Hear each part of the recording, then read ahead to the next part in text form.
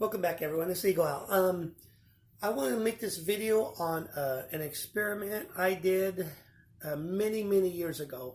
I am currently 49, and I did this experiment back when I was probably about 27, 28. And I did the experiment out of necessity. Okay, so I had been in the weightlifting field my whole life, like not competing or nothing, just my lifestyle. And I had never ever been what I would really call, excuse the term, fat or heavily overweight. My weight would fluctuate off and on at times. There were times when I felt I had a little bit of gut on me that I wasn't happy with. There were times when my muscles were a little bit softer and the curves were a little bit more flat, and I was less cut. So there was times when I hold a little more fat and times when I'm more lean. But so here's what happened. There was some guys in my gym that their whole thing when they was at the gym was powerlifting.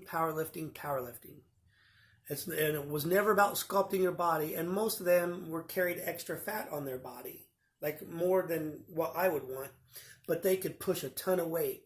And they were telling me, they were like, man, if you want to get really big, you want to get really strong, you got to eat. You got to put in tons of calories.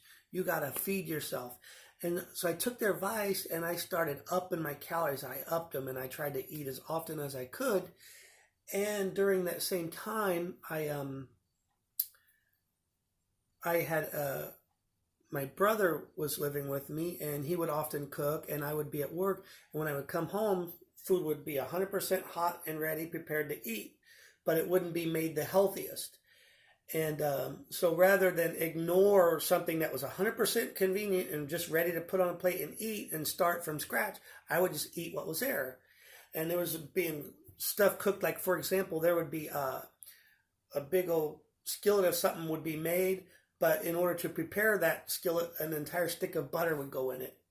So getting to the point, I had put on what I felt was 21 pounds of added fat. I knew what I was used to weighing, 4 or 5 months earlier, what I had, fluctuated at what's kind of my center point for years and years. Like sometimes you're 3 to 4 pounds under that, sometimes you're 3 to 4 pounds over it. But I knew what my base was. And I knew that I was 21 pounds of additional fat.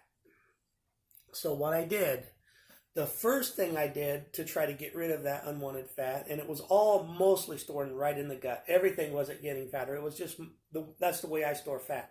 It doesn't cover my whole body. It only goes to my belly. The first method I tried was just cardio. I mostly focused on cardio. I was going like 3 to 5 times a week, but it was usually 5 times a week. I was going to the gym on the treadmill, and I was hitting it. What I mean is, I would warm up for a period of about 10 minutes at a walk pace, and then I would up it, then I'd up it to a full jog. And I was keeping it at a full jog most days for an hour. So 5 times a week, I was doing a jog pace for about an hour. On a bad day, 45 minutes. I did this for, I forget how long I did it for, but it was weeks and weeks. It was quite a number of weeks. At the end of that time, I checked my weight. How much fat pounds did I lose? 7. So I was killing myself on the treadmill, and I lost 7 pounds. Not impressive. Now, being 7 pounds lighter, less fat than what you were, it's still, that's heading in the right direction, and that's a good thing. But for the amount of time and energy and effort I put in, I only lost 7 pounds. So I said, well, let me see if by heavily altering my diet and getting very restrictive on my diet, let me see if how much of an effect that would have. So on my diet, I did this method, which I've done a couple times in the past now, and I'm not going to say that the method I used is the perfect method for each person. because every person's body and history and health is different, but this worked for me. Being a person that's been somewhat active my whole life, I mean, even as a younger child, and always lifted weights. What I did is, the first few weeks I was on the diet, I restricted my calories intensely. We're talking 800 calories a day. It was almost basically a starvation fast, but I was still getting some food in my body. Just enough to limit the hunger pains throughout the day. Like morning, I would eat little 200 calorie thing. Afternoon, 200. A little bit later, 200 or 300. Point I was making is, for the first few weeks, I would do 800 calories a day. And then later, I would bump that 800 to about 1,000. I would allow myself a little bit more food. And I'd keep it that way for 3 or 4 weeks straight, like maybe a month. And then later, I'd bump it up to 1,200. You can't stay on a starvation diet forever. It'll have bad side effects, and that would take an entire new video to get into it. But so basically the point is, every few weeks, I upped it a couple hundred more calories until I was restricting it to about 1,500 a day for a period. And here's what happened. At the end of 7 weeks, 7.5 weeks, I think it was it's been 2 decades ago, so bear with me. It was about a 7-week period. I weighed myself 21 pounds lighter. So by getting serious with cardio, I lost 7 pounds. By getting serious with my diet, I lost 21 pounds. So for me personally, for my specific body and my DNA, my conditions, all the factors that have to do with me, diet was much more successful. And I think for most people in general who are trying to lose a lot of extra pounds, when I say pounds, I mean fat, because when you're trying to lose pounds, you're not losing pounds that the skin weighs. You're not losing pounds of muscle. You're trying to lose pounds that are just fat. The most effective method for me was the actual diet. Is that to say that cardio isn't highly beneficial or that it's not good for you? No. I'm just saying that diet is so critical. A lot of people don't realize how critical it is. A lot of times when a person is trying to lose a bunch of extra pounds, one of the first things they do is they say, I need to go to the gym. I need to go do some cardio. The first things they do is they want to go to a treadmill, and a lot of times it's never even jog. It's just walk. It's just kind of stay in motion.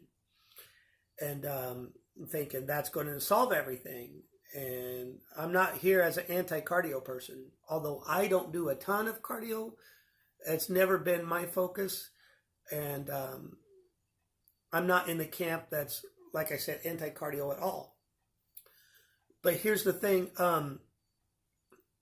Diet and what goes into your system has such a critical role.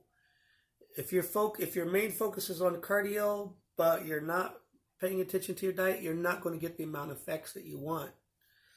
The main thing with diet, and all the experts that know anything about what they're talking about will tell you the same thing, and that's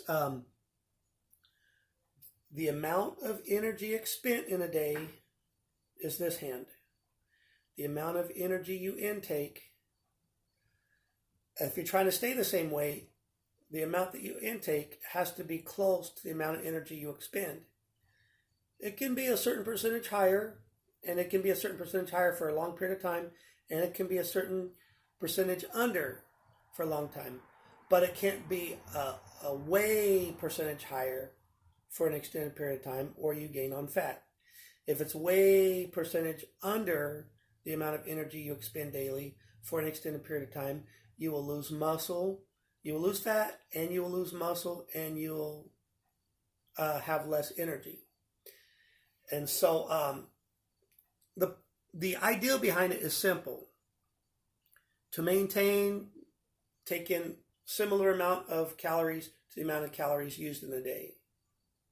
To lose, it has to be less, and to gain, it has to be more. Not a lot of people are trying to gain fat. But that was the quote experiment that I did. Now, with anything I talk about that is exercise related, I can never present one specific method or one specific set of facts that is 100%. This is how it is. This is the number. This is exactly what you must do, and throw it out to all of society, because since every human is different, you can't. There's not a one size fits all. There's basic concepts that work, but there's not a one size that fits all, because you got to know, how long have you been physically active? How old are you? What is your genetics? How do you train? How do you eat?